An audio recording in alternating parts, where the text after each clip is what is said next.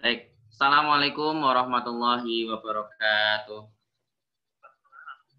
Innal hamdalillah nahmaduhu wa nasta'inuhu wa nastaghfiruh wa na'udzu billahi min shururi anfusina wa min sayyiati a'malina. May yahdihillahu fala mudilla lahu wa may yudlil fala hadiyalah.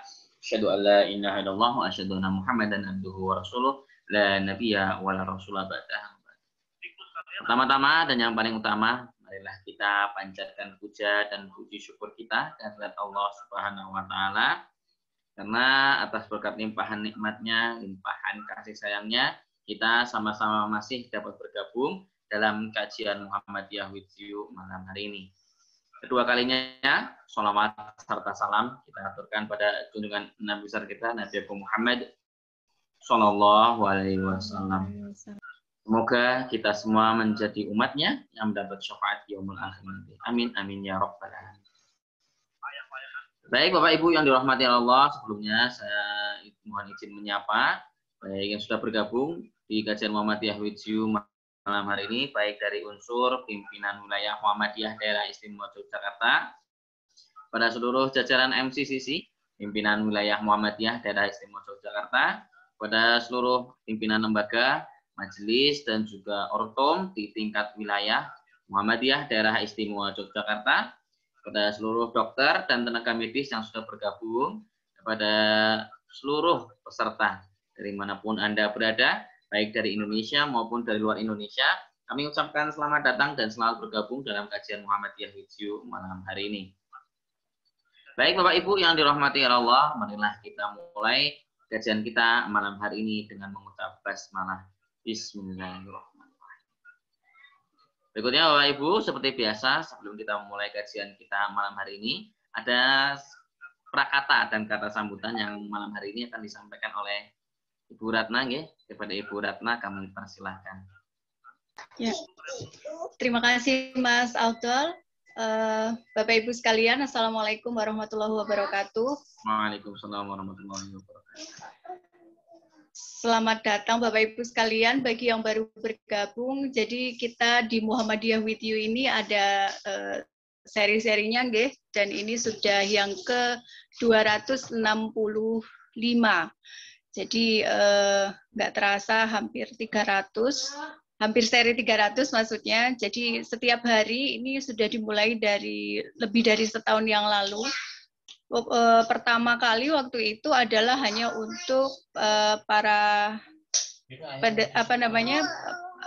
Bapak Ibu yang terkena COVID saja, dan untuk menemani supaya tidak ngelangot gitu nggih. Kemudian dibuat untuk acara Muhammadiyah with you.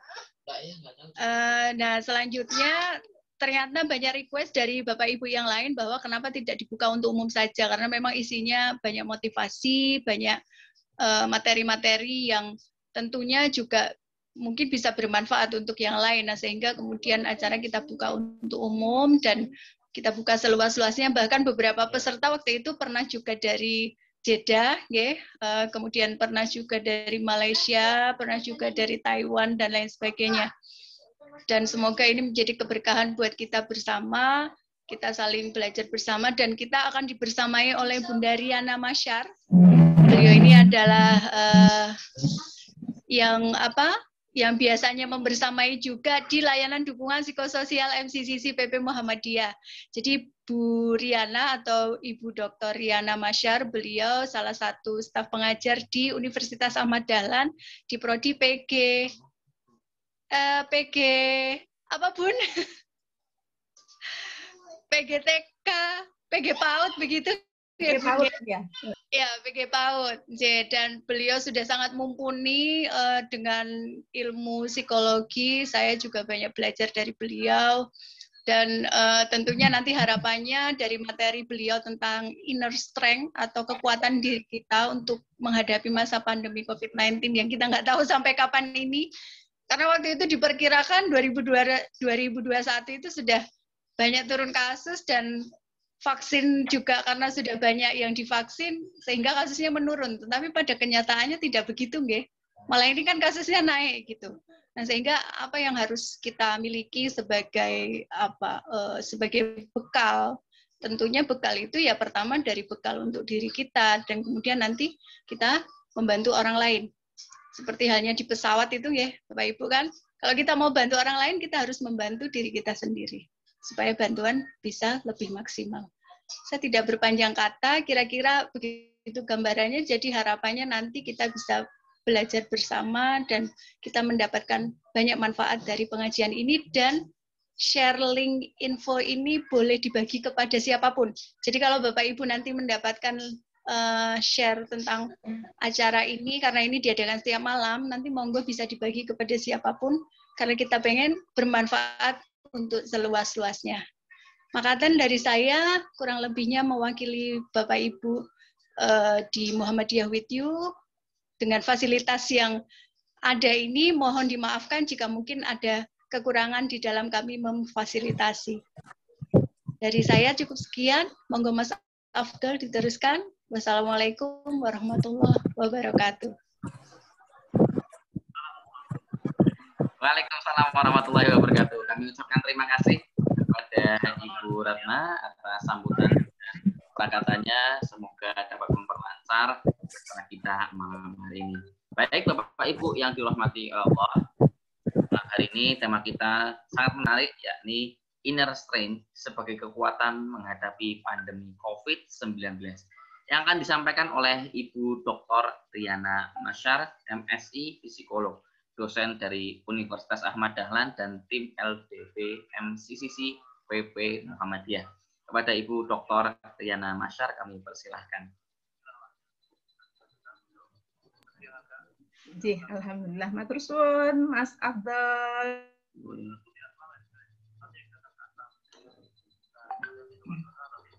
Alhamdulillahirabbil alamin wa binasta'inu ala umurid dunya waddin wassalatu wassalamu ala asrofil anbiya'i wal mursalin wa ala alihi wa sahbihi ajma'in. Bismillah sadri wa yassiri amri wa hlul 'uqdatam min lisani yafqahu qawli amma ba'du.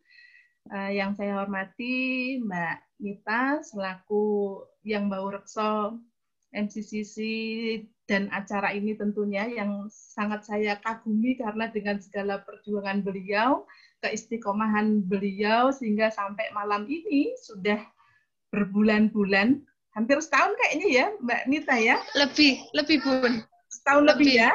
Iya, setahun lebih. Sudah setahun lebih dan alhamdulillah kegiatan ini masih istiqomah untuk berjalan. Kenapa saya menerima walaupun baru kemarin malam hari Rabu ya Mbak Nita ya. Sebenarnya berat untuk menerima materi ini karena mendadak dan kebetulan juga persiapannya mungkin agak nayal-nayal gitu ya. Tapi karena saya mengingat Mbak Nita, wajah Mbak Nita yang penuh perjuangan ini, saya jadi nggak bisa menolak gitu ya. Jadi benar-benar mudah-mudahan doa saya untuk Mbak Nita dan juga para pejuang acara Muhammadiyah, pesantren Muhammadiyah ini, semoga Allah mencatat perjuangan Bapak Ibu semua di forum ini menjadi salah satu amal kebaikan yang akan menolong Bapak Ibu di akhirat nanti. Saya nggak akan pernah menolak kalau Mbak Nita yang minta. Matur nuwun Bun. Iya. Ini demi Bapak Ibu ini. Demi Bapak Ibu peserta. Iya. Alhamdulillah, mudah-mudahan Bapak Ibu semua selalu dalam keadaan sehat, dilindungi oleh Allah, dan tetap semangat dalam berbagai macam kondisi, termasuk Pak Cahyo. Pak Cahyo, semangat Pak Cahyo. Mudah-mudahan Allah selalu memberikan kekuatan dan kemudahan.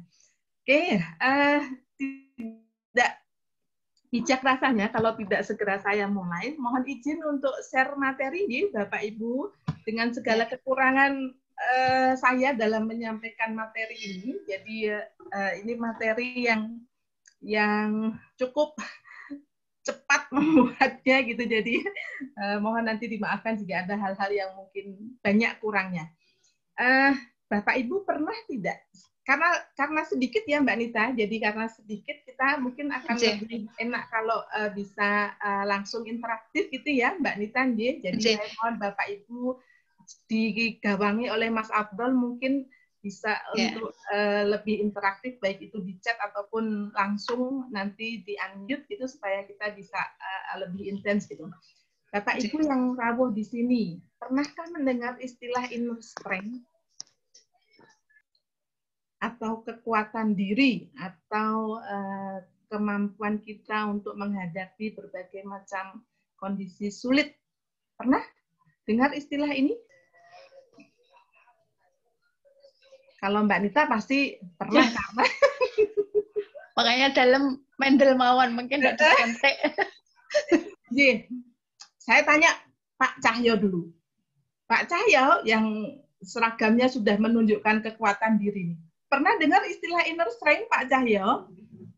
Nah, apa itu, Pak? kekuatan pikiran. Kekuatan pikiran, oke, sip. Menurut pengalaman Pak Cahyo selama ini, kira-kira dalam diri Pak Cahyo, kekuatan pikiran seperti apa yang menguatkan Bapak dalam menjalani berbagai macam proses kehidupan? Ya, semuanya kesulitan itu, semua kesulitan pasti ada akhirnya. Oke. Jadi kita jalannya aja. Oke. Jadi yang terpenting adalah bagaimana caranya untuk menjalani pengobatan ini dengan pas, dengan rasa tidak takut dan yakin semuanya akan terlewati, pasti akan terlewati. Kita cuma berusaha saja, yang menentukan itu Allah. Jadi, Masya Allah, keren Pak Cahyo. Jadi apa yang disampaikan oleh Pak Cahyo itu sudah menunjukkan kalau Pak Cahyo memang benar-benar memiliki kekuatan dalam diri yang tidak diragukan. Jadi salah satu cirinya adalah kemampuan untuk melihat atau meyakini bahwa apa yang kita lalui saat ini itu sifatnya hanya sementara. Sedih itu sementara, bahagia juga sementara, musibah itu sementara. Kebahagiaan ataupun anugerah yang berupa kenikmatan itu pun sifatnya sementara. Nah, salah satu ciri memang Pak Cahyo, jadi salah satu ciri orang yang memiliki inner strength adalah kemampuannya untuk melihat bahwa segala sesuatu yang ada di dunia ini merupakan satu proses yang sifatnya tidak menetap. Jadi keren Pak Cahyo, insya Allah dengan keyakinan itu Pak Cahyo benar-benar memiliki keyakinan diri yang saya yakin dengan keyakinan itu akan benar-benar menguatkan Bapak dalam menghadapi berbagai macam situasi. Nah, kenapa kita perlu memiliki kekuatan diri?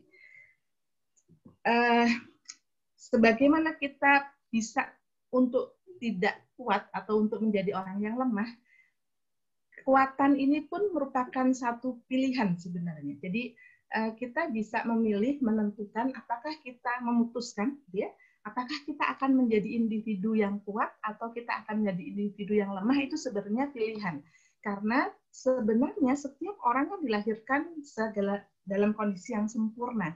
Setiap manusia itu kan sudah diciptakan dalam sebaik-baik bentuk, ya, dalam Atin ayat 4 gitu. Jadi benar-benar sudah diciptakan dengan segala komponen yang Allah siapkan untuk benar-benar bisa menjalani berbagai macam proses kehidupan mereka sebagai manusia. Nah, hanya saja ternyata pada kenyataannya tidak semua orang bisa benar-benar konsisten dan menjaga potensi yang dimiliki. Kalau mereka benar-benar bisa menjaga sampai keistiqomahannya ini sampai akhir, mereka akan terus menjadi insan yang benar-benar kuat dalam menghadapi berbagai macam kondisi. Tetapi sebaliknya, kalau mereka tidak terjaga fitrahnya, berbagai macam hal yang dialami dalam kehidupan ini akan mampu membuat mereka menjadi individu-individu yang akhirnya lemah ataupun kalah dalam proses kehidupan.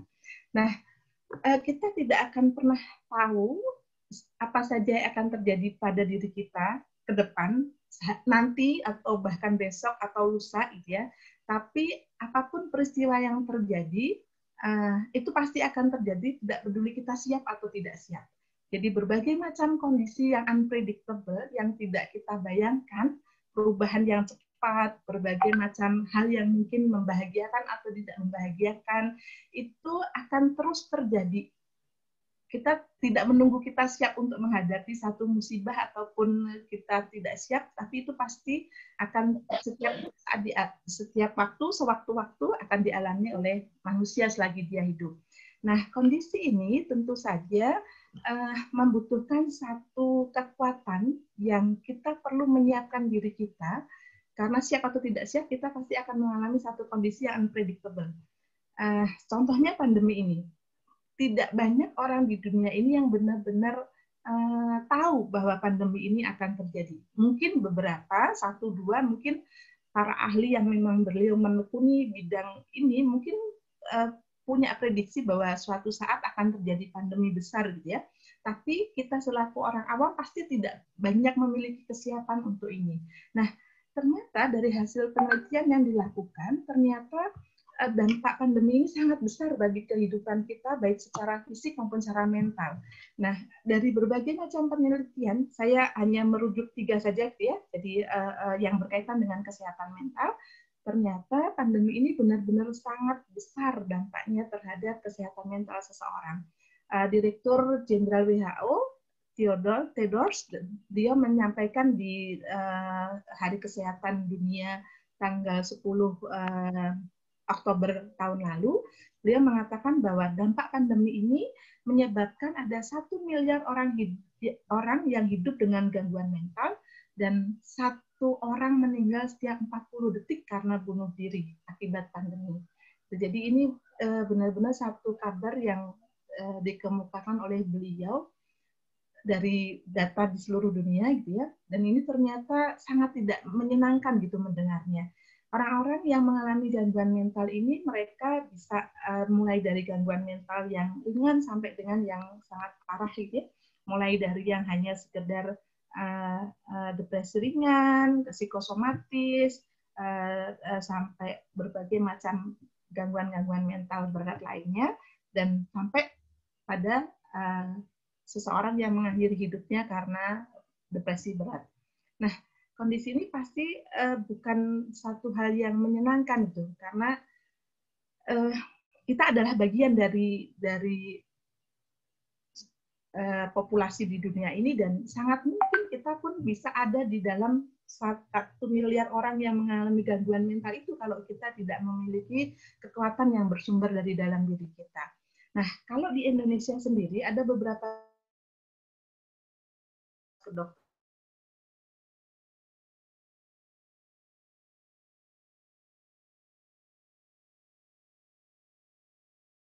hasil ini akibat COVID, ada banyak tenaga kesehatan yang mereka mengalami burnout ataupun kelelahan secara mental karena tekanan yang sangat banyak gitu ya. Dimana kita sadari para nakes ini kan merupakan figur-figur yang sangat terdampak karena adanya pandemi ini. Jadi mereka banyak yang mengalami burnout atau keletihan mental, dan beberapa bahkan sampai mengalami gangguan kesehatan mental. Nah, kemudian dari UNER, penelitian dari UNER menunjukkan bahwa dari populasi melakukan penelitian pada 8.000 sekian responden secara online, tapi ya penelitiannya, dan ternyata dari usia yang paling banyak mengalami kecemasan itu didapatkan usia populasi 30 sampai dengan 39. Ini merupakan usia yang paling banyak melaporkan dirinya mengalami kecemasan. Dan sebagian besar yang mengalami kecemasan dari penelitian UNER ini adalah mereka-mereka para wanita. Jadi dari 8.000 orang itu yang usianya 30 sampai 39 melaporkan bahwa 70% lebih mereka yang cemas adalah para wanita. Wanita mengalami ini banyak ya, kompleks faktornya banyak gitu. Tapi tidak saya cantumkan di sini. Nanti Bapak Ibu kalau tertarik mungkin bisa membaca langsung penelitiannya Persakmi dari UNER. Nah, seperti yang disampaikan oleh Pak Cahyo tadi, jadi inner strength itu merupakan satu sumber daya dari dalam diri kita yang akan dapat meningkatkan well-being kita atau kesejahteraan hidup kita. Di dalam inner strength ini kita memiliki kemampuan untuk bisa menyembuhkan berbagai macam luka, baik itu luka batin maupun kondisi fisik gitu ya, yang lemah yang kita alami karena kita punya inner strength tadi. Jadi beberapa penelitian yang dilakukan pada para survivor cancer menunjukkan bahwa orang-orang yang mereka bisa survive, mereka bisa bertahan dari sakit kankernya, mereka adalah orang-orang yang memiliki inner strength tinggi di dalam dirinya. Apa itu dimensi atau ciri-ciri inner strength? Yang pertama, mereka punya resiliensi, kemampuan untuk bangkit lagi ketika mereka menghadapi satu kondisi ataupun kemalangan dalam hidupnya. Lalu mereka orang-orang yang selalu memiliki keterhubungan dengan baik itu dengan orang lain di luar dirinya maupun dengan keterhubungan secara spiritual. Kemudian orang-orang yang mereka memiliki inner strength, mereka juga memiliki kemampuan untuk tahan banting, untuk selalu bisa menghadapi berbagai macam kekerasan, berbagai macam kondisi sulit yang dialami dalam hidupnya. Mereka juga orang-orang yang di dalam penelitian survival cancer ini mereka memiliki tujuan hidup. Gitu. Jadi walaupun mereka penderita kanker di stadium 3, stadium 4, ya, tapi mereka punya tujuan yang ingin mereka raih selama mereka hidup. Lalu kemudian mereka punya kemampuan yang melebihi atau melampaui kondisi dirinya. Itu menurut penelitian Lanman dan kawan-kawan. Nah, ada banyak sekali pengertian ilmu strength, Bapak Ibu, dan yang paling menarik yang saya simpulkan, gitu ya, inner strength ini merupakan satu kondisi yang membuat orang yang memiliki inner strength tinggi ini mereka mampu untuk menghandle berbagai macam perubahan yang dialami dalam hidupnya, baik itu perubahan dan tantangan di dunia kerja, perubahan dan tantangan di dalam kehidupan keluarga ataupun di rumahnya, dan ketika dia bermasyarakat atau berinteraksi sosial, gitu ya, ataupun ketika mereka menghadapi berbagai macam perubahan secara lebih luas lagi. Nah, ini pengertian dari inner strength yang menurut saya sangat perlu kita renungkan, gitu ya. Karena ketika kita benar-benar punya kekuatan dalam diri ini, maka seberapapun banyaknya kita jatuh, kita pasti insya Allah akan bisa bangkit kembali. Jadi kalau dalam pepatah Jepang itu dikatakan, ketika kita terjatuh 7 kali, maka kita akan bisa berdiri 8 kali. Jadi orang-orang yang inner strength-nya tinggi, inner strength-nya kuat, mereka selalu bisa bangkit lagi, bangkit lagi, bangkit lagi. Kalau diibaratkan sebagai sebuah pohon, gitu ya, orang yang inner strength-nya kuat adalah orang yang akarnya menunjam sangat dalam dan kuat ke tanah. Jadi ketika badai, ketika angin topan menerpanya sampai dia patah tangkainya atau batangnya patah, tapi karena dia punya kekuatan dari dalam diri, dia akan tetap bisa tumbuh lagi tunas-tunas baru dari batangnya yang patah. Jadi itu perumpamaan orang yang memiliki inner strength yang kuat. Dan saya yakin Bapak Ibu yang ada di ruang ini, di ruang Zoom ini adalah orang-orang pilihan Allah yang insya Allah memiliki kekuatan-kekuatan diri yang sudah teruji. Nah, bagaimana Islam melihat kekuatan diri? Kalau dalam sebuah hadis, Rasulullah menyatakan bahwa mukmin yang kuat lebih baik dan lebih dicintai oleh Allah daripada mukmin yang lemah. Jadi dalam Islam pun kita sebagai umat Islam diminta untuk memiliki kekuatan diri, karena itulah yang lebih dicintai oleh Allah. Apa cirinya kekuatan diri dalam Islam? Kuat imannya, itu yang pertama. Kuat imannya, kuat ibadahnya, kuat keyakinannya, ya. Lalu juga kuat fisiknya. Dari beberapa kisah, saya membaca bahwa Rasulullah itu sangat menganjurkan para lelaki untuk belajar memanah, gitu ya. Bahkan sampai dikatakan kalau kamu tidak memanah berarti kamu bukanlah orang yang kuat. Berarti di sini kan olahraga atau kemampuan kita untuk mengolah fisik itu sangat dianjurkan oleh Rasulullah. Kemudian orang yang kuat hatinya. Kenapa kuat hatinya menjadi juga sangat penting? Karena ternyata dalam salah satu hadis juga dikatakan kalau kita tidak kuat maka kita tidak mungkin bisa mencegah kemungkaran. Karena kita kan diminta untuk mencegah, ya, mencegah kemungkaran. Nah, kemudian yang terakhir adalah kekuatan secara finansial. Jadi kuat itu tidak, bagi saya pribadi, kuat ini menjadi salah satu pondasi untuk terus tumbuh dan berkembang untuk membuat kita menjadi lebih baik lagi ke depan. Seperti apa kekuatan yang benar-benar membuat kita kuat? Saya yakin bahwa kita akan benar-benar bisa kuat sebagaimana janji Allah dalam surat Ali Imran ya, ayat 160. Allah menyatakan bahwa jika Allah menolong kalian, maka kalian tak terkalahkan. Maka pasti kekuatan itu satu-satunya berasal dari Allah. Maka kalau kita sebagai hamba Allah, kekuatan yang ada dalam diri kita ini tidak akan terlepas dari pinjaman kekuatan dari Allah. Ini menjadi satu hal yang menarik Bapak Ibu, karena ternyata dari berbagai macam penelitian yang sudah dilakukan mengenai positive psychology, well-being, dan berbagai macam kajian tentang kekuatan diri, ternyata kekuatan yang akan paling menguatkan individu adalah kekuatan yang bermakna spiritual. Jadi ketika kita hanya menjalankan fungsi kita sebagai hamba, sebagai makhluk, bukan sebagai seseorang yang merasa memiliki kekuatan diri, itu ternyata kekuatan kita semakin tidak terbatas. Tapi sebaliknya, ketika kita menganggap diri kita itu kuat secara individu, ya, tanpa kita terkoneksi, tanpa kita terhubung dengan Allah, maka biasanya kekuatan ini sifatnya tidak kekal, sifatnya akan mengarahkan kita pada kesombongan dan pada akhirnya juga akan membuat kita merasa tidak berdaya. Pada satu titik kita akan merasa tidak berdaya ketika kita menganggap kekuatan itu hanya benar-benar bersumber pada diri.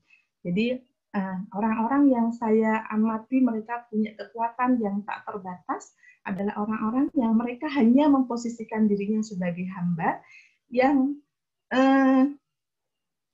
siap gitu untuk dimainkan oleh dalang gitu. Jadi orang-orang yang kuat itu mereka memasrahkan sepenuhnya dirinya, tapi kemudian mereka tahu bahwa ada Allah yang maha kuat yang selalu menjadi sumber kekuatannya.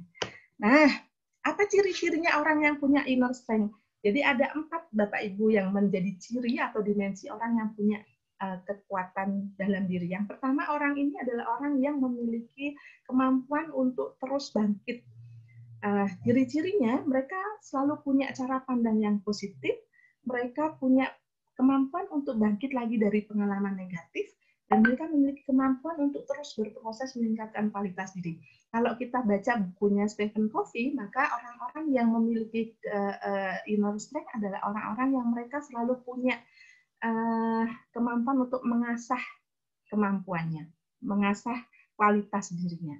Nah, kemudian yang kedua, ciri kedua orangnya inner strength adalah mereka yang merasa tadi terhubung, baik itu terhubung secara personal dengan orang lain, mereka tidak merasa sendirian, dan kemudian juga terhubung dengan Allah dan juga terhubung dengan berbagai macam makhluk yang ada di muka bumi. Jadi rasa keterhubungan ini membuat mereka tidak pernah merasa kesepian walaupun sendiri.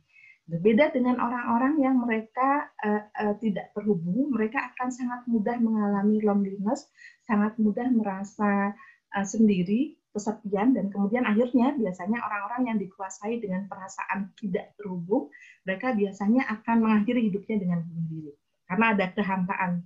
Nah, kemudian yang ketiga, ciri yang ketiga, mereka memiliki kemampuan fleksibilitas yang tinggi. Jadi mereka mampu melihat berbagai macam hal itu dari berbagai perspektif.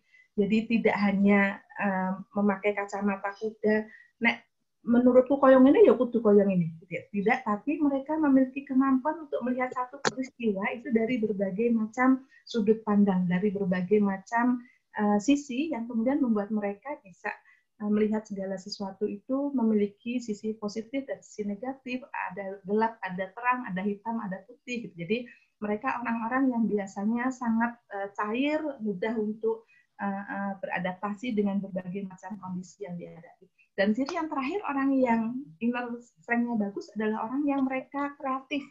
Jadi kemampuan mereka untuk menciptakan atau memiliki satu karya, memecahkan masalah, dan menemukan berbagai macam jalan keluar dari apa yang kesulitan yang dihadapi, itu menjadi salah satu ciri ciri bagi orang yang memiliki inner strength tinggi. Sebaliknya, orang yang inner strength-nya rendah, mereka biasanya mudah menyerah, kaku, tidak mau berproses, kemudian juga tadi sering merasa lonely, kemudian segala sesuatunya sering selalu diarahkan pada diri sendiri, kemudian juga banyak mengeluh dan seringkali mereka selalu membangun banyak alasan untuk dimaklumi terhadap berbagai macam kelemahan ataupun kegagalan yang dialami. Nah, Bapak Ibu pasti semua pernah mengalami masalah, nggih. Saya ingin kita diskusi. Yang sekarang merasa sedang ada dalam masalah. Ada yang merasa sedang dalam masalah, Bapak Ibu? Boleh diketik di chat juga boleh ya. Silakan Bapak Ibu. Ada yang merasa bermasalah?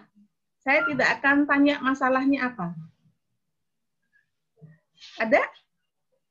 Boleh di-unmute? Monggo Bapak Ibu. Bisa membuka mic-nya atau bisa menulis di kolom chat. Monggo Bapak Ibu.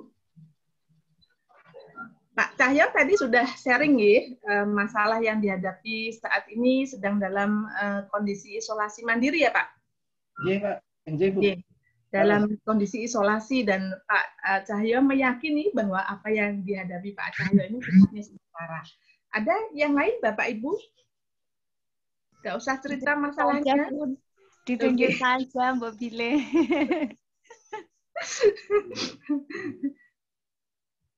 Mbak Nita mau sharing? Bukan masalahnya Mbak Nita. Iya, ini Bun, sambil ngelani anak wedok, ngapunten ini dados belum bisa. Ya, tidak apa-apa Mbak Nita, mudah-mudahan semuanya aman terkendali. Amin, amin ya rabbal alamin. Monggo Bapak Ibu, engkang badhe sharing atau mungkin menyampaikan terkait dengan request-nya dari Bunda Riana, monggo. Atau mungkin pernah mengalami masalah. Ya Pak Abdul lah yang Pak Abdul lah. Pak Abdul pernah mengalami masalah enggak Pak Abdul? Pernah Ibu. Oke, ketika pernah mengalami masalah, apa yang terbersit saat Pak Abdul mengalami masalah itu? Di pikiran Pak Abdul saat menghadapi masalah itu apa yang terbersit Pak? Jika saya berusaha mencari solusi dari permasalahan itu sih. Gitu. Jika gimana Pak Abdul? Berusaha mencari solusi dari permasalahan. Oke, berusaha mencari solusi. Oke, ada lagi Bapak Ibu selain Mas Abdul? Mencari solusi. Saya lihat di room chat ada enggak ini yang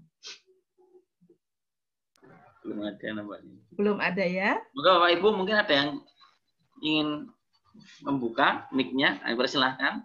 Saya mau teman saya aja lah yang satu. Ya. Ada Bu, kalau Bu Eka lagi nggak ada masalah ini karena beliau habis syukuran nih, lolos hibah penelitian, habis selesai ujian, jadi kayaknya lagi nggak ada masalah. Bu Dwi aja Bu Dwi. Pernah ngalami masalah? Itu masalah loh, Bu. Masalah. Oke, Bu Eka. Kalau beliau ini Pak Abdul, Bu Nita, nanti bisa kita masukkan untuk next materi Bu Nita. Oh, siap. Masuk catatan, Bun. Makanya. Akapnya well-being, Mbak Nita. Oh, siap. Inje matur nuwun, Bun.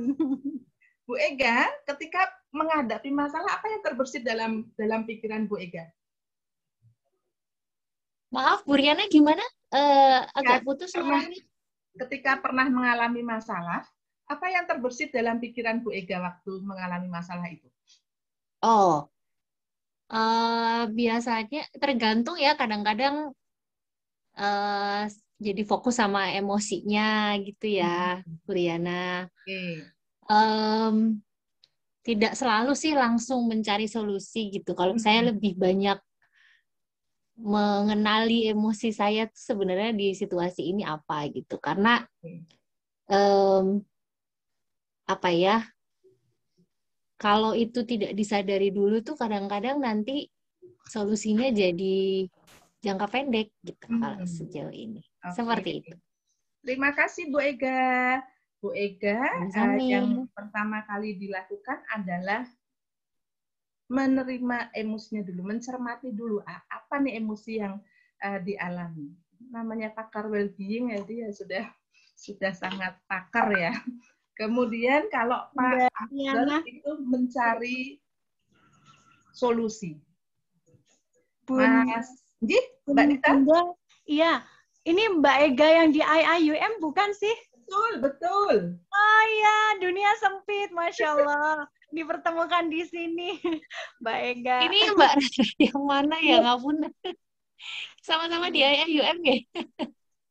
Enggak, saya yang kemarin nanya-nanya kok. Ya, lanjut Bunda. Ya, lanjut Bunda. Nanti kita di layar Mbak Ega. Oh ya, ya. Alhamdulillah, terkoneksi juga ya Mbak Dita. Iya Bun, betul-betul. Alhamdulillah. Oke, ada lagi Bapak Ibu yang pernah mengalami masalah. Pernah ya, jadi di masa lalu mungkin pernah mengalami satu masalah gitu, pasti adalah.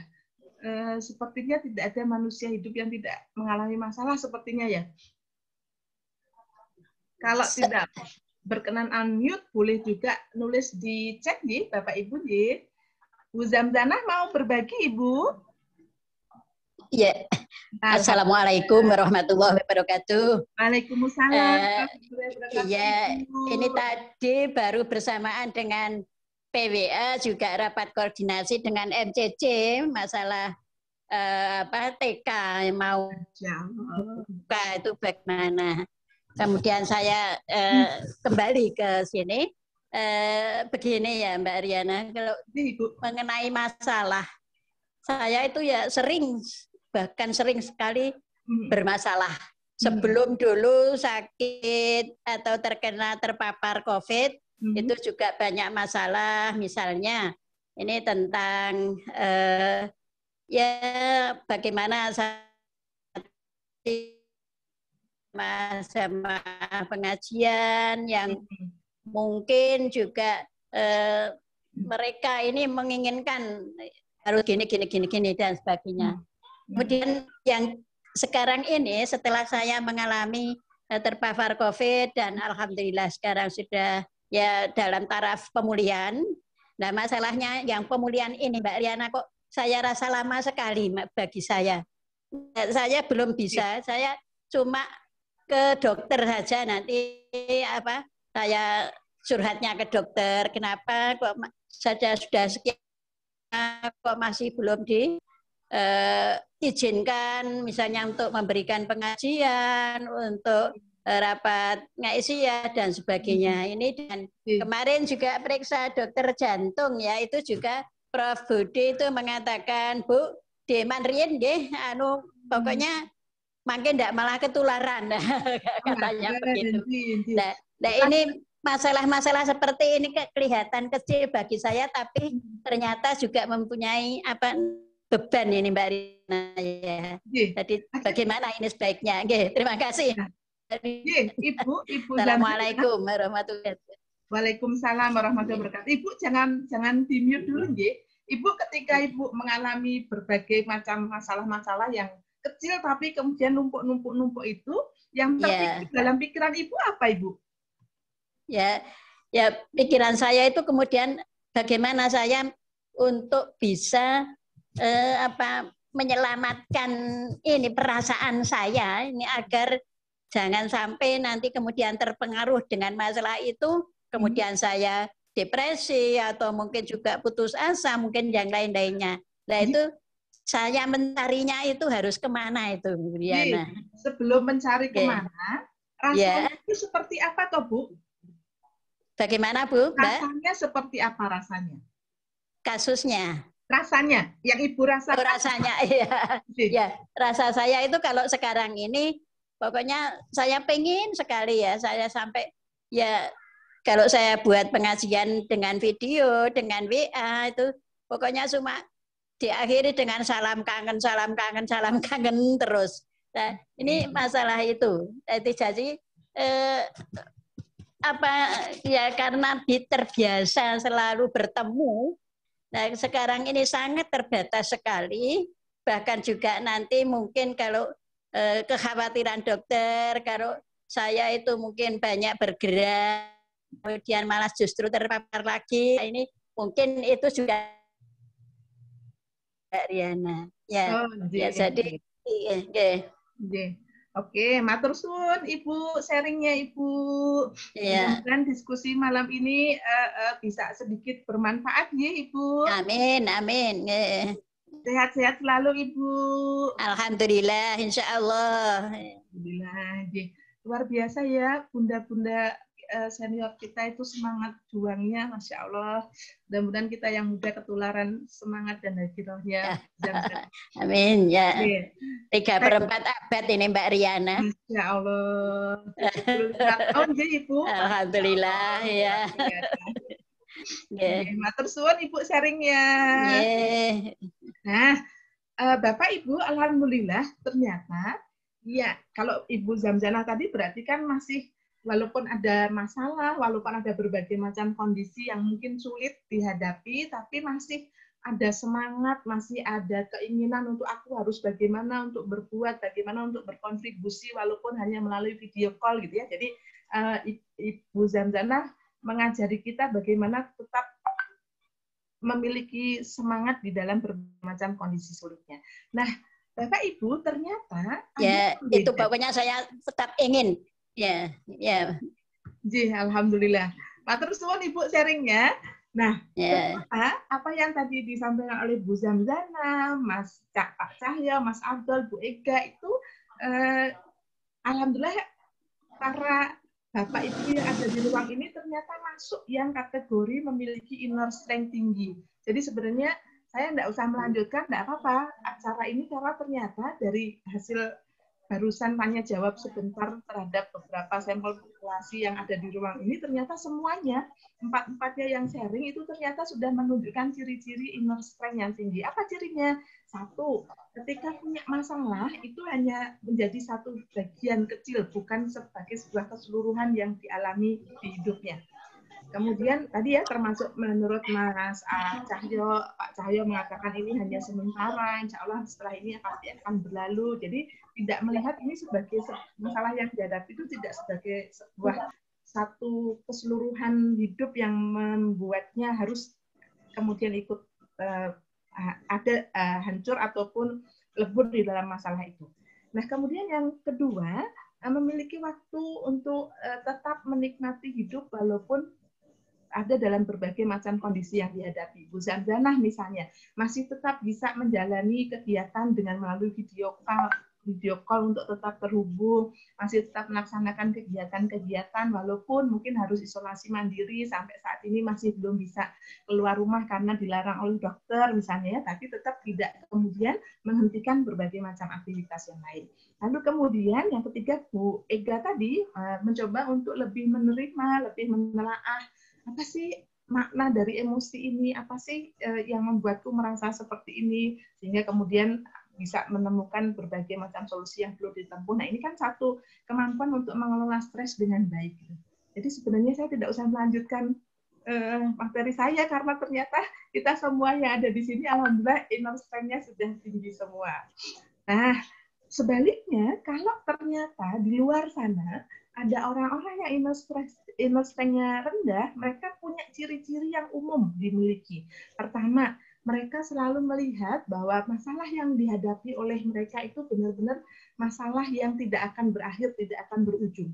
Jadi mereka merasa, aduh ini benar-benar seumur hidupku aku selalu sengsara. Jadi lebih ke generalisasi gitu ya terhadap berbagai macam masalah yang dihadapi. Selalu merasa bahwa kok nggak pernah ada akhirnya sih, aku menderita sejak kecil sampai sekarang kok menderita terus. Padahal pasti tidak akan mungkin ada orang yang menderita sepanjang hidup ya, pasti ada momen-momen dia merasa bahagia. Tapi pada orang yang inner strength-nya rendah, mereka akan merasa mereka mengalami kondisi malang atau menderita itu sepanjang hidup.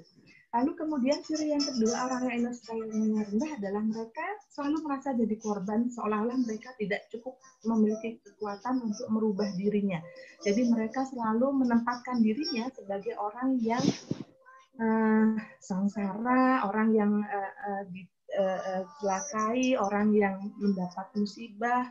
Jadi posisinya itu selalu ada dalam posisi korban.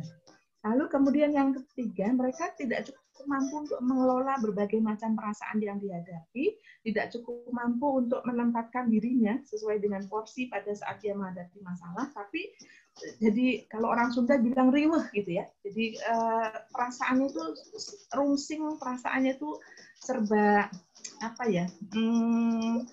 Nggak karu-karuan gitu. Sepanjang waktu itu dia merasa sangat kewalahan dengan berbagai macam emosi yang dialami tanpa berusaha untuk memilah-milah apa saja emosi-emosi yang sedang dihadapi.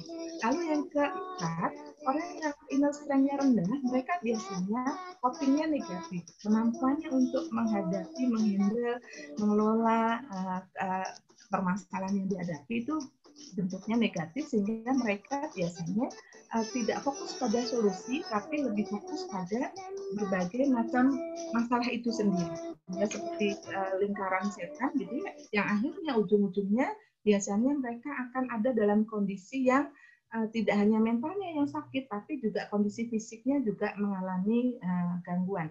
Entah itu psikosomatis, entah itu somatisasi, ataupun berbagai macam gangguan fisik yang lain. Nah, bagaimana kita bisa membentuk inner strength dalam diri kita?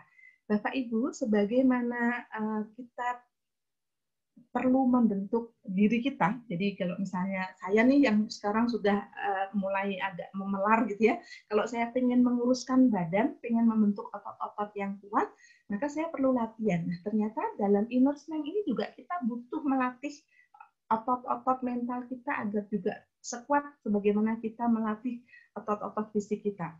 Kalau kita melatih otot fisik mungkin bisa dengan nge-gym, bisa dengan berenang, bisa dengan berbagai macam olahraga yang kita tempuh.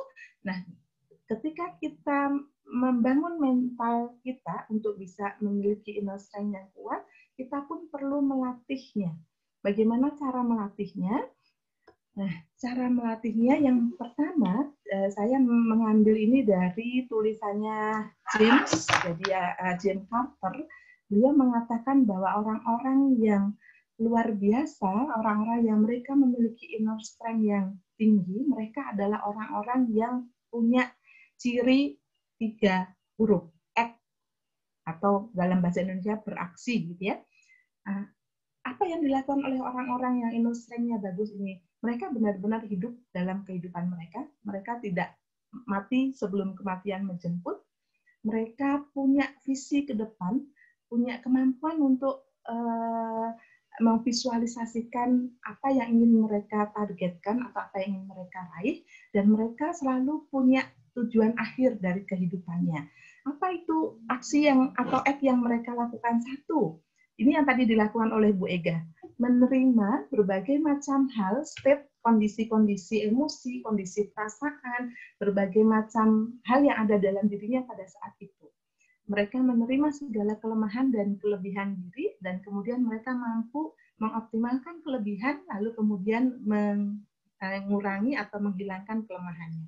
Nah, yang kedua, orang-orang yang inner strength-nya bagus, mereka memiliki kemampuan untuk mencipta, berkarya atau menghasilkan, menciptakan satu tujuan yang benar-benar mereka tahu mereka akan apa. Mereka bisa punya tujuan jangka pendek, mereka punya jangka panjang, gitu ya. Mereka punya tujuan jangka sedang, dan mereka mampu mengarrange itu dengan baik, gitu, sebagai salah satu arah yang ingin mereka capai dalam hidup. Tidak hanya sekedar mengalir saja, tapi mereka benar-benar mempersiapkan akan kemana aliran air itu mengarahkan mereka. Jadi tidak hanya sekedar hidup dijalani begitu saja, tapi benar-benar mereka punya pedoman, punya arah, punya satu jalan lajur yang mereka memang sudah berupaya untuk membuatnya dalam kehidupan mereka. Dan kemudian yang terakhir, mereka akan take action terhadap apa yang mereka tuju. Jadi tidak hanya sekedar bermimpi, tapi mereka benar-benar menghidupkan mimpinya. Mereka akan punya berbagai macam rencana yang smart. Jadi katanya tujuan yang bagus adalah yang smart ya, spesifik, measurable, kemudian juga bisa diukur. Gitu. Jadi orang-orang ini memang benar-benar ketika mereka merancang sebuah goal, menetapkan satu target, mereka punya kemampuan untuk segera mengambil tindakan dari target yang mereka buat. Tidak hanya sekedar punya angan-angan saja, tapi benar-benar melakukannya. Pak Cahyo misalnya, ketika Pak Cahyo ingin sehat, maka Pak Cahyo dengan segala daya upayanya berupaya untuk melakukan apa saja yang bisa dilakukan agar bisa membuat dirinya sehat dan segera negatif hasil swab-nya. Misalnya kayak dia dengan olahraga, dengan menjaga prokes yang tepat, dengan makan yang bergizi, istirahat yang cukup, membangun kebahagiaan di dalam diri misalnya. Nah, itu benar-benar dilakukan, tidak hanya sekedar ingin saja. Nah, dari beberapa literatur yang saya baca, ternyata ada 7 pilar yang bisa membuat kita benar-benar membangun kekuatan dalam diri. Yang pertama, tadi seperti Bu Ega, kenapa Bu Ega itu pakar well-being? Karena ternyata memang Bu Ega memiliki kemampuan untuk memahami diri dengan sangat baik. Tidak hanya ketika dalam kondisi yang optimal, tapi dalam kondisi-kondisi sulit pun kemampuan untuk memahami dan menerima kondisi diri ini menjadi sangat penting. Lalu kemudian yang kedua, pilar yang kedua adalah pilar di mana kita memiliki kemampuan untuk meluangkan waktu buat diri kita sendiri.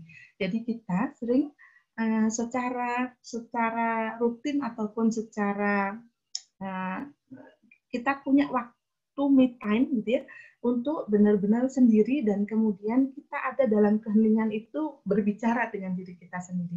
Sehingga kita selalu memperhatikan self-talk yang ada dalam diri kita, kita sering berbicara tentang apa yang ada dalam diri kita, dengan diri kita. Dan kemudian yang ketiga, Bapak Ibu, orang yang akan membangun lifestyle, mereka akan benar-benar membangun dengan baik ketika mereka punya rutinitas yang baik. Jadi, segala sesuatunya tertata.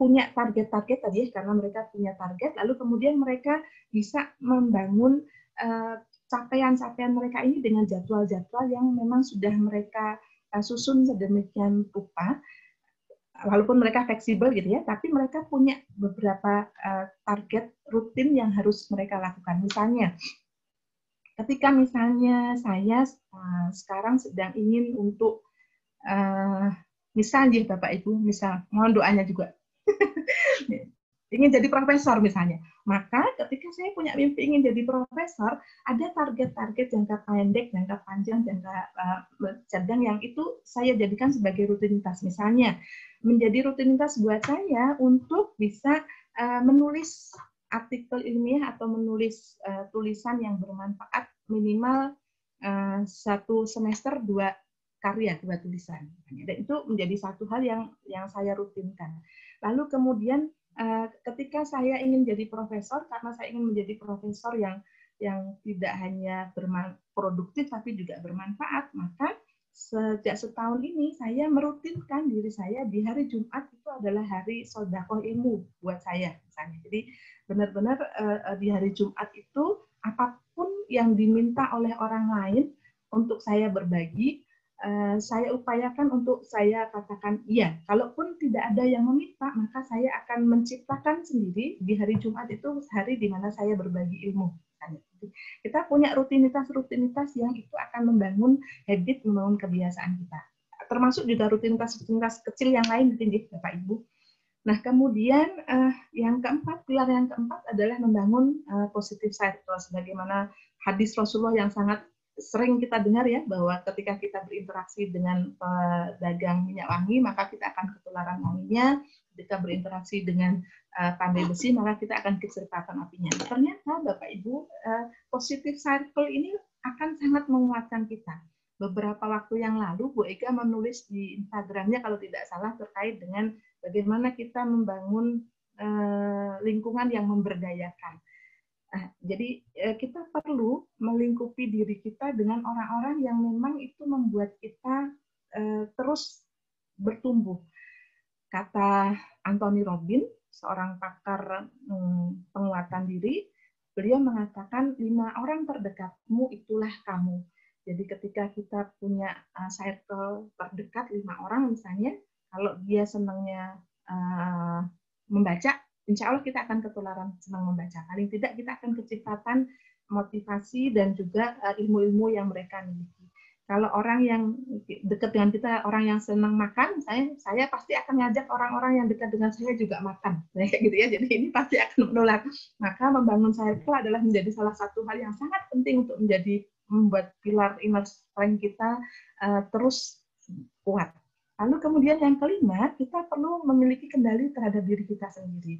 Nah, sayangnya ada beberapa orang di luar sana yang mereka tidak cukup mampu mengendalikan dirinya. Mereka sangat mudah diremote oleh berbagai macam hal, berbagai macam respon emosi orang lain, atau berbagai macam peristiwa yang di luar dirinya. Jadi ketika misalnya dia melihat orang marah-marah misalnya, maka dia akan sangat mudah ketularan marah-marah. Ketika ada orang lain yang head comment ke dia, atau misalnya ketika kita mengupload sesuatu di medsos, lalu ada orang yang mungkin berkomentar tidak baik, maka kita akan sangat mudah diremote oleh hal-hal yang ada di luar diri kita. Nah, ini sangat berbahaya untuk bisa membangun inner strength bagi diri kita. Kita perlu untuk punya satu fondasi yang kuat bahwa kita punya kendali terhadap diri kita. Kita bukanlah TV yang mudah diremote, tapi kita memiliki kemampuan untuk memegang kontrol diri kita sendiri terhadap berbagai macam peristiwa yang kita alami. Prinsipnya, semua peristiwa yang terjadi di luar diri kita, semua yang terjadi itu netral. Apakah itu akan menjadi positif atau negatif, apakah itu akan membahagiakan atau menyedihkan, tergantung bagaimana kita, persepsi kita, internal frame of reference kita itu melihat peristiwa itu. Jadi kita perlu memang membuat filter-filter yang positif, supaya saat kita menghadapi berbagai macam peristiwa, maka cara pandang kita, persepsi kita, pikiran kita juga positif terhadap peristiwa itu. Karena tadi semua peristiwa sifatnya netral. Nah, bagaimana supaya kita punya filter yang positif terhadap berbagai macam peristiwa yang terjadi? Yang pertama, kita perlu untuk memasukkan berbagai macam hal positif ke dalam pikiran kita.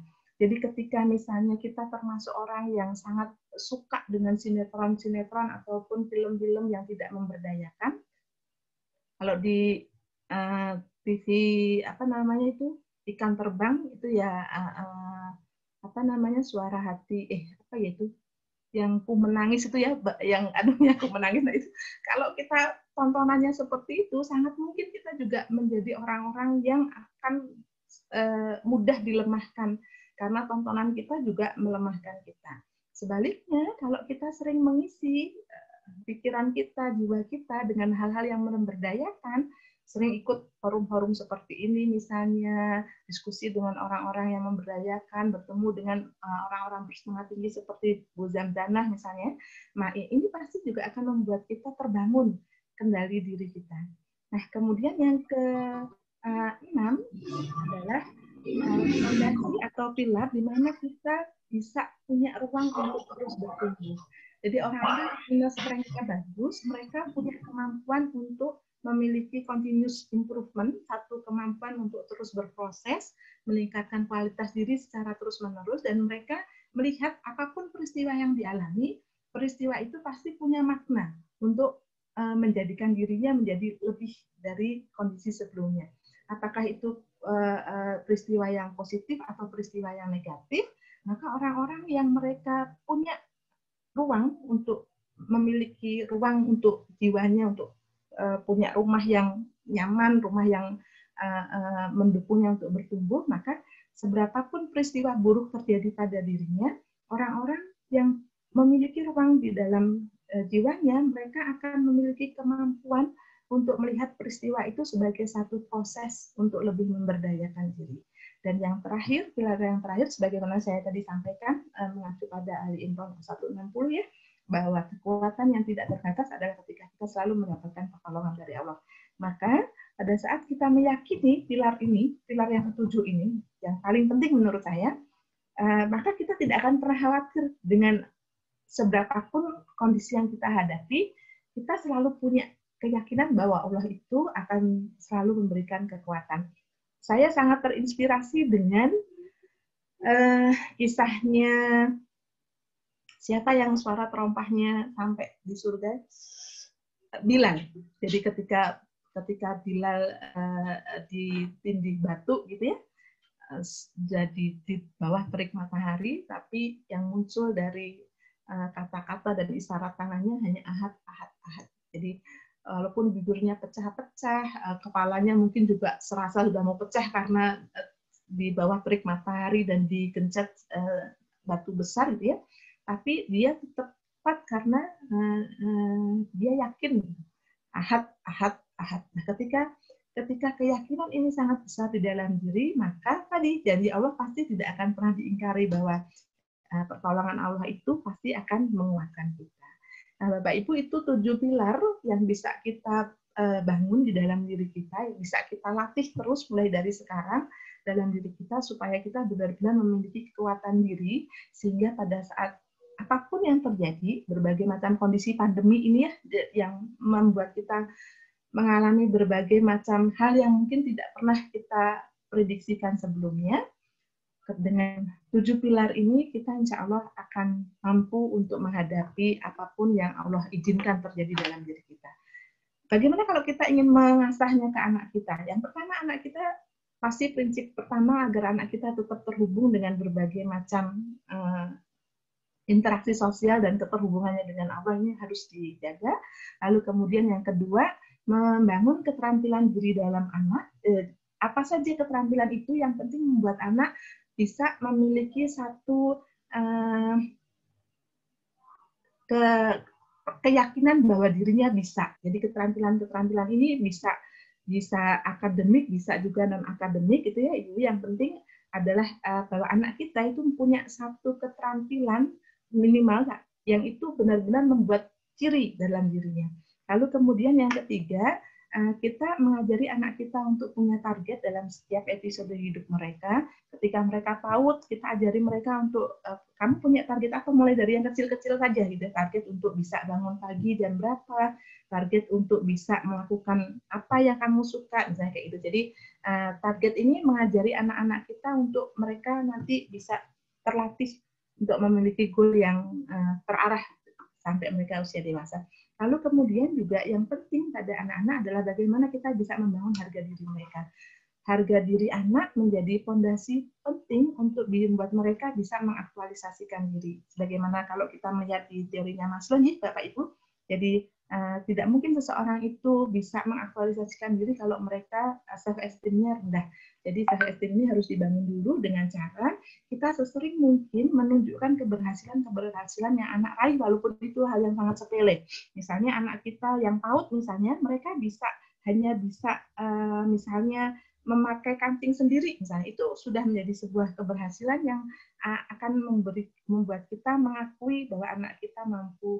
Anak kita bisa mandi sendiri misalnya, atau hal-hal kecil-kecil ketika anak kita sudah SMP, maka ketika dia misalnya bisa naik gunung sendiri misalnya, jadi kita memberi kesempatan pada anak untuk naik gunung dan dia berhasil sampai sana pada anak-anak remaja, ini menjadi salah satu tumpukan-tumpukan keberhasilan yang bisa kita berikan reward pada anak agar mereka benar-benar terbangun rasa percaya dirinya dan perasaan mampu. Bangunan-bangunan untuk merasa mampu yang kecil-kecil sejak dia masih usia dini sampai dengan dia beranjak remaja akan membuat anak memiliki keyakinan bahwa dia bisa menghadapi berbagai macam hal. Ketika anak sudah merasa bisa, insya Allah nanti setiap ada peristiwa yang dihadapi, hal-hal yang mungkin tidak mengenakan dalam hidup anak, karena tabungan keberhasilan tadi banyak, maka anak pun kemudian akan merasa dia mampu menghadapi apa yang terjadi saat itu.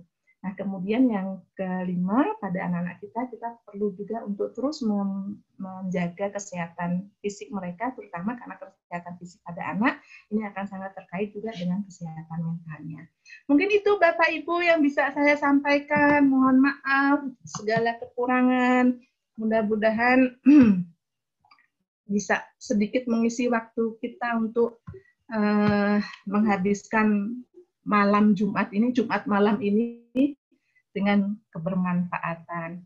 Bu Billy itu Mas Abdul, monggo waktu saya kembalikan pada Mas Abdul. Mohon maaf segala kekurangan dan kelemahan.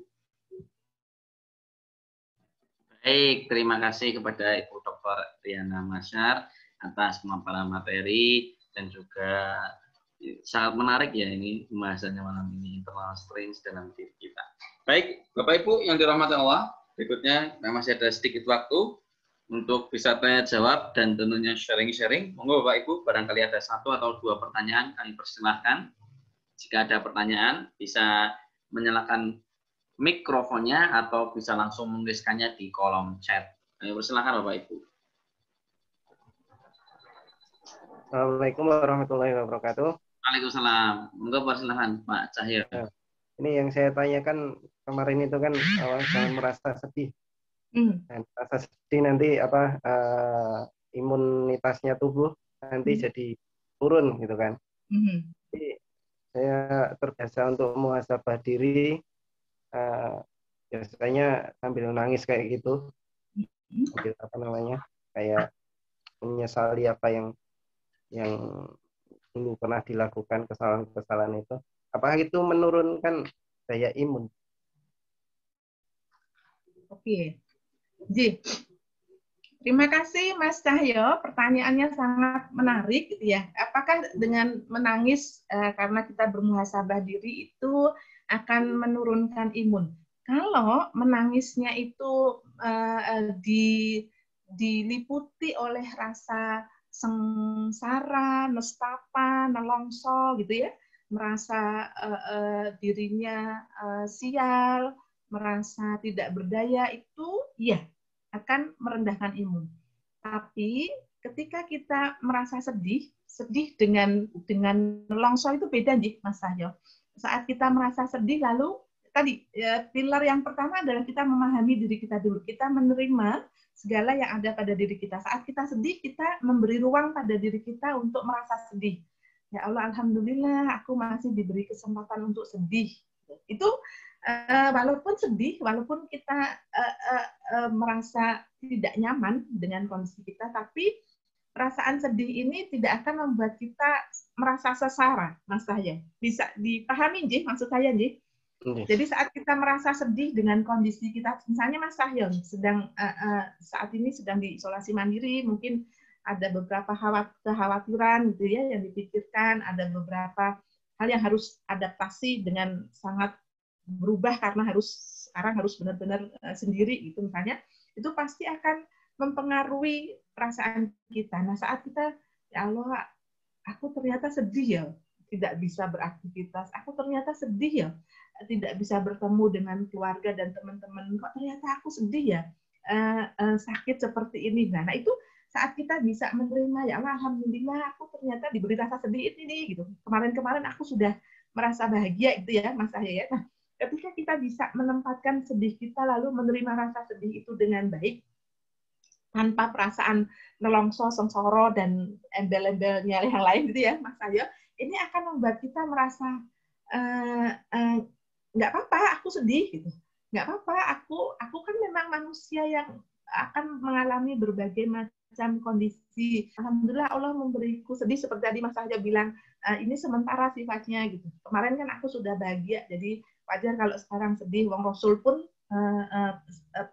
dalam beberapa riwayat kan pernah dikisahkan Rasulullah merasa sedih ya, sehingga harus mengurung diri di Bahiro misalnya. Berarti ini kan satu perasaan yang membuat kita benar-benar sebagai manusia. Kemampuan Mas Cahyo untuk menerima rasa sedih itu, lalu bermuhasabah, dan kemudian terakhir pada saat kita sudah bermuhasabah, kita kemudian langsung terkoneksi dengan Allah gitu Mas Cahyo, itu akan menguatkan kita. Insya Allah tidak akan menurunkan imun kalau sedihnya kita ini terkoneksi dengan Allah. Jadi ketika kita sedih, lalu kita langsung teringat, ya Allah, alhamdulillah sudah diberi episode ini nih, sehingga aku benar-benar merasa, ya Allah, nikmatnya sehat itu luar biasa, nikmatnya kumpul keluarga itu luar biasa. Jadi akhirnya sedihnya ini akan berubah jadi syukur, Mas Cahyo. Nah, pada saat itu, pada saat kita terkoneksi, ketika kesedihan kita itu kemudian membuat kita terkoneksi dengan Allah, insya Allah tidak akan menurunkan imun kita, bahkan karena rasa syukur tadi ya, pada saat kita sudah terkoneksi dengan Allah, lalu kita bisa mensyukuri Allah, alhamdulillah ternyata aku masih diberi kesempatan untuk hidup, ya Allah alhamdulillah ternyata walaupun aku isolasi tapi aku masih kuat, misalnya kayak gitu ya. Nah ini akan akhirnya yang ada malah syukur, menangis tapi bersyukur, ini akan memperbaiki imun kita, karena kemudian kondisi hormon kita bukan dipenuhi oleh hormon-hormon negatif, tapi hormon-hormon positif yang membuat kita penuh dengan kesyukuran. Gitu, Mas Cahyo. Yeah. Mudah-mudahan cepat sehat, Ji. Yeah, amin. Terima kasih doanya. Jazakallahu khair. Amin. Baik, terima kasih. Mungkin Bapak Ibu ada pertanyaan lagi? Satu pertanyaan lagi mungkin? Jika masih ada pertanyaan. Monggo Bapak Ibu. Tadi sepertinya Mbak Dila mau tanya itu Mas Afdol. Manje, Mbak Dila, kami silakan Mbak Dila. Mbak Dila, silakan Mbak Dila.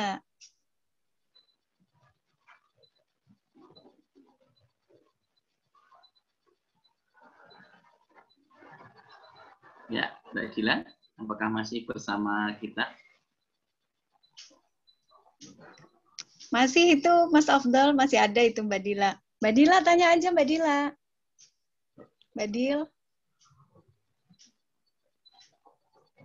Oh, mungkin masih ini mungkin. Belum jadi, mungkin masih ke pending. Tadi sepertinya mau tanya itu, Bun. Mungkin masih ke pending. Oke. Mbak Dila mana sih? Saya kok belum nemu. Aulia Fadila, Bun. Oh, iya. Iya. Mungkin sambil nunggu Mbak Dila kalau jadi mau bertanya, saya ingin tadi ya Bunda Zamzana kan tadi menanyakan apa yang harus dilakukan, bagaimana menghadapi kondisi ini gitu ya. Nah, ya. Ibu. Ya, kalau saya seperti Mbak Riana tadi ya, kalau ada kata-kata punya masalah besar, dibalik masalah besar, saya punya Allah yang maha besar, itu kemudian rasanya juga membantu gitu Mbak Riana. Jadi Ibu berarti nggak usah saya jawab karena Ibu sudah menemukan jawabannya sendiri. Ibu. Cuman Ibu kalau misalnya memang Ibu kan sudah bagus, terkoneksinya sudah bagus, kemudian Ibu tadi juga semangatnya bagus untuk terus berbuat gitu ya Bu ya, untuk terus melakukan aktivitas, Ibu masih ada, masih muncul, bahkan sangat besar kemampuan untuk itu. Lalu kemudian ya, Ibu juga bisa tadi ketika Ibu masih punya keinginan, masih punya cita-cita, nah selama Ibu bisa mengelola itu, keinginan-keinginan itu, tetap keinginan itu dipelihara, tapi kemudian tidak membuat kemerungsung, itu lebih berdampak bagus Ibu. Asal tidak membuat Ibu kemerungsung, gitu. Tapi kalau misalnya keinginan-keinginan itu membuat Ibu kemerungsung, nah itu mungkin yang perlu dikelola lebih tepat. Saya nggak perlu menjawab Ibu, berarti Ibu sudah lebih dari saya.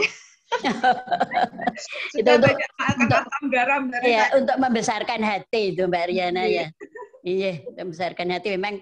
Ya itu tadi, pokoknya apapun kita kembalikan kepada Allah, insya Allah akan Allah memberikan pertolongan. Hasbunallah wa ni'mal wakil, ni'mal maula wa ni'man nasir ya Bu ya. Ya Mbak ya. Nggih. Ya, terima kasih Mbak Riana. Sami-sami Ibu, sehat-sehat selalu Ibu. Alhamdulillah, amin. Mas Abdul, mungkin itu dulu yang bisa saya sampaikan. Terima kasih banyak atas kesempatannya. Mohon dimaafkan segala kekurangan.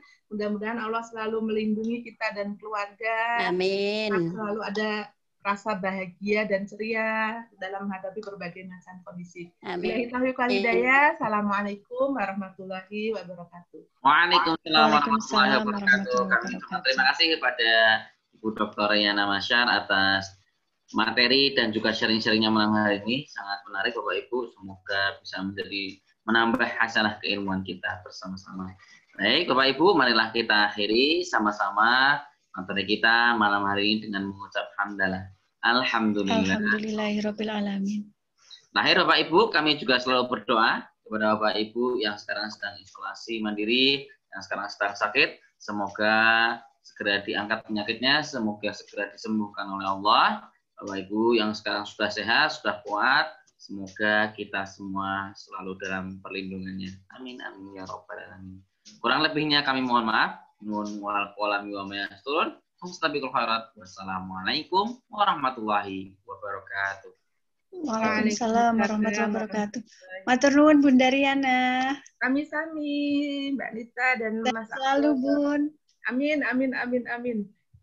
Ini tadi ngapunten disami-sami wedok kayaknya ngantuk jadi terus agak rewel tadi. Enggak apa-apa Mbak Nita, sudah luar biasa perjuangannya. Berkat dukungan. Ya, monggo Bunda. Mugi-mugi sehat seluruhnya. Keluarga juga. Waalaikumsalam warahmatullahi wabarakatuh. Nanti tinggal nunggu Mbak Eka kapan bisanya ini. Nanti Mbak Eka mohon berkenan untuk mengisi juga.